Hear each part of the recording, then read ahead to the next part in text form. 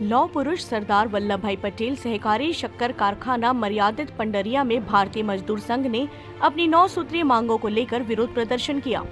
उन्होंने प्रबंध संचालक सतीश पाटले को ज्ञापन सौंपा और कहा कि भारतीय मजदूर संघ आग्रह करता है कि मांगों को प्राथमिकता से लेते हुए 1 सप्ताह के भीतर समस्त मांगों को पूरा करते हुए संघ को सूचित करने की महान कृपा करे।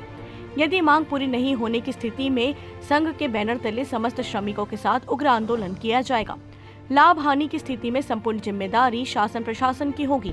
विरोध प्रदर्शन के दौरान महामंत्री ललित चंद्रवंशी, अध्यक्ष महानंद वर्मा एवं कार्यकारिणी सदस्य एवं भारतीय मजदूर संघ के समस्त कार्यकर्ता साथी उपस्थित रहे। कवर्धा से डॉक्टर मिर्जा की रिपोर्ट।